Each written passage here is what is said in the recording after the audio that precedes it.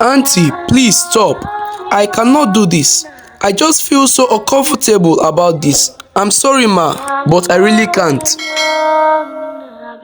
A young guy called Mike was the only son of a widow known as Mama Blessing, who lived in a small village with his two younger sisters. His father's kinsmen has initially taken everything that their father had left for them, leaving them all alone to suffer. One fateful day, Mike's mother woke him up and informed him that her younger brother, who lived in the city, would be coming to the village to take him to the city to stay with his family.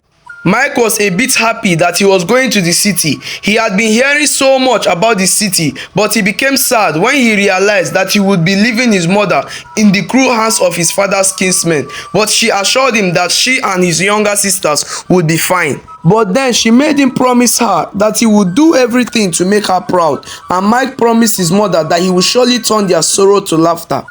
Uncle Ben drove into their compound one particular morning to pick Mike, who was already set for the journey to the city. He bade his family goodbye and promised not to disappoint them. The journey to the city was a very epic one for Mike because he was amazed by the beautiful buildings he saw, unlike the huts in his village. Uncle Ben drove into a very beautiful compound, and Mike opened his mouth in surprise as he looked at the beautiful mansion in front of him. Uncle Ben's wife, Sandra, came out to welcome her husband with a hug from the long trip they had. He quickly introduced her to Mike as his nephew, and Mike greeted her politely. Sandra smiled and told him to feel at home as she sent one of her kids to show Mike his room while she went to make dinner for her husband. Sandra was so happy to see her husband after a very long time. He was always out on one trip or the other, leaving her all alone to take care of their three children. Though he was always providing whatever the family needed, Sandra still always felt lonely as she preferred that her husband was always around her than all the money he made. But he would always assure her that he was doing this for the benefit of the family. 2 weeks after Mike arrived, Uncle Ben announced to his wife that he would be traveling to London for an urgent business trip, which may last for 6 months. Sandra had always expected this, but she didn't expect it so soon. She tried to persuade him to wait a little longer, but he told her that the business needed his immediate presence and that he would be back soon. Sandra just looked at him and faked up a smile. The next day, Ben left with the first flight to London, leaving Sandra all to herself again. Meanwhile, Mike had always been useful to the house. He would always do all his chores and never gave Sandra any reason to complain about him. Aside from this, Mike was now growing to be a well-structured, handsome guy, and it wasn't long before the ladies around him were trying to get his attention.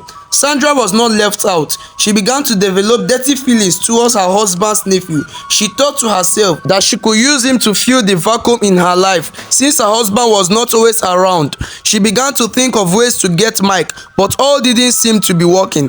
She began to buy him luxurious clothes, shoes and other stuffs, but Mike always saw it that she was just being kind towards him. The other workers began to feel uncomfortable as they began to suspect that something was not right, but Mike always assured them that everything was fine and that they should not worry.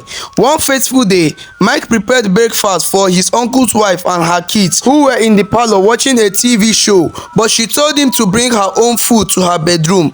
Mike left the show he was watching with the children and left for Sandra's room with her food, but he still couldn't understand why his uncle's wife would choose to eat in her room, which was very unlike her.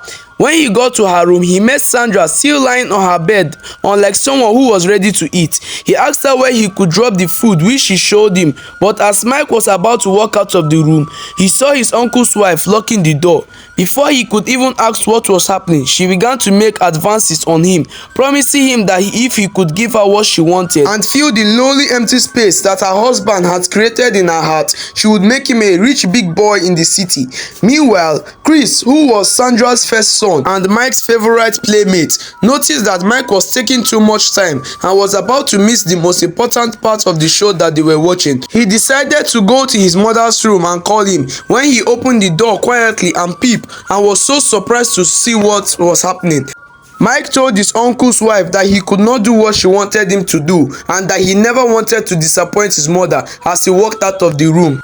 Sandra immediately became afraid, realizing what she had just done. She was afraid that Mike would expose her to her husband and that would be a problem. She told herself that she needed to do something very fast. That night, Mike laid on his bed, still in shock of what happened earlier today. He was still lost in thought when he noticed someone opening his door quietly, and he jumped up to his feet and on the light, only to discover that it was Chris. He calmed down but became surprised when Chris sat on his bed. He was about asking him what the problem was when Chris told him that he saw what happened earlier that day and suggested that they inform his dad. But Mike calmed Chris down and explained to him that telling his father would only make things worse because he didn't know what Sandra was up to. He then told Chris not to worry, that everything would be fine. Chris only smiled and left the room, leaving Mike in so much thought and worry. Sandra quickly visited her friend the next day and explained to her what had happened. Tonya was shocked, but the only advice she gave to her was to make sure that Mike leaves her house before her husband gets to know what had happened. Some months later, when it seems as though everyone had forgotten about what happened, Uncle Ben drove into the compound back from the business trip he went to. Everyone was jubilating and his wife welcomed him warmly. As Mike took his uncle's bag into the house, he noticed something whenever he looked at his uncle's wife's eyes. It seems as though something very corny was going on in her mind. He felt very uncomfortable and he could feel that disaster was on the way. 2 days later, Uncle Ben was looking for the money he had brought home from the last business trip he went to. He kept the bag of money under his bed, but he couldn't find it again. He raised an alarm and everywhere in the house was searched, yet he couldn't find it. He asked all his workers and his wife, and they all denied ever seeing the money. This made Uncle Ben very sad and it began to draw him into depression, as he feels that all the work he had went for was in vain. He was still lost in thought when his wife told him that she suspected Mike, since he was the last person that cleaned the room before the money got missing. But Uncle Ben waved it off, saying that he trusted his nephew so much. But his wife insisted that they search Mike's traveling bag. Uncle Ben later agreed and sent for Mike to come with his traveling box to their room. His wife immediately opened the box without much searching. She just brought out the box of money. Everyone was shocked. Mike tried to explain that he was innocent, saying that if he had actually stole the money, he wouldn't have brought the box for check. But his uncle's wife kept calling him a thief, saying that he wanted to take the money and travel. Mike didn't understand how the money entered his box and how Sandra knew the specific place the money was, but all his pleas fell on deaf ears. Sandra immediately told her husband to drive Mike away, which her husband angrily did immediately. Mike kept on crying and trying to prove his innocence, but his uncle angrily sent him out of his house. Meanwhile, Chris was just watching the drama in cold tears, knowing fully well that something was wrong somewhere. Mike kept on walking on the lonely street in tears, remembering that he promised to make his mother proud. What would he explain to her now? He still felt that this was all a dream, but he told himself that he won't give up now on his promise to his poor mother and that he would do anything to make it a reality. Mike began to do menial street jobs. He began to do all sorts of jobs like pushing a wheelbarrow, going for fishing, working as a laborer in a construction site, all to make ends meet. Sometimes he would be pushing wheelbarrow and he will see some of his former classmates who will laugh and mock him. He now practically belonged to the streets as he joined his homeless mates to sleep under a bridge, but he promised himself never to join illegal activities and to make mama proud. One day, Mike was returning from the stream after fishing when he met a young beautiful lady looking for direction, saying that she was escaping from kidnappers and got lost. Mike, though not fully trusting the lady, took pity on her and decided to help her locate her house. It wasn't hard locating her mansion since Mike now belonged to the streets and knew all the locations. The lady named Clara thanked him happily and told him to come the next day to meet her father, who would be pleased to meet him. Mike just smiled and left. He still couldn't believe that he had just helped the daughter of a rich man, considering the size of the building she called her home. He made up his mind that he would go the next morning. Before anyone had gone for work, he arrived there the next morning, but the gateman denied him access, saying that his boss doesn't have any deal deal with any poor person. Mike, though feeling insulted, tried to explain what had happened, but the gate man insisted that he was making a mistake and that he should leave the place. Mike was about leaving there disappointed when Clara sighted him and called him from upstairs. She then ordered the gate man to let him in, which he did, still in shock. When Chief John met Mike, he thanked him profusely for saving his daughter and asked him what brought him to the street. Mike broke down in tears and narrated the sad story on how his uncle's wife got rid of him because he refused to do her wish. Chief John became emotional and promised to help Mike set up a business. Mike was so happy and thanked Chief John profusely.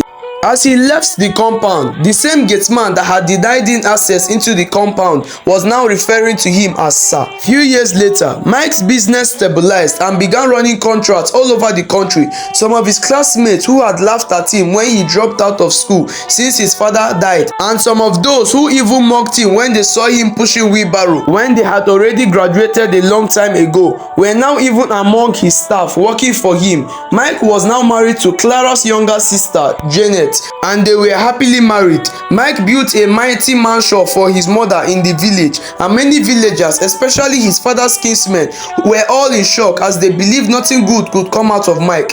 Mike hosted a big dedication party for his mother's mansion, and his mother and his younger sisters were all filled with tears of joy. Just as Mike was about leaving the party, he spotted a poor-looking woman who he was so shocked to realize that it was his uncle's wife. Her husband had died few years ago in one of his business trips, and his kinsmen had taken all that he had, leaving his wife and her children to suffer all to themselves. She was so shocked to see what Mike had become as she kept pleading for mercy.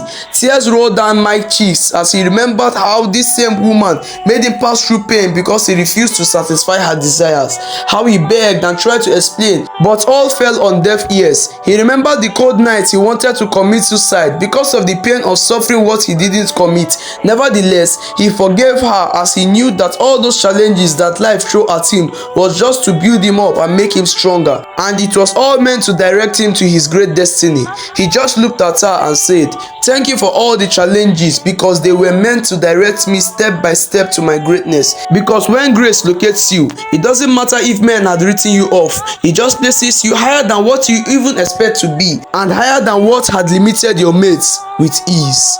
The end. Do you guys just believe what Mike just said? Drop your answer in the comment section below. I know you love this story. Please don't forget to hit the like button and subscribe for more, and don't forget to share this to your friend. See you in our next story. Goodbye for now.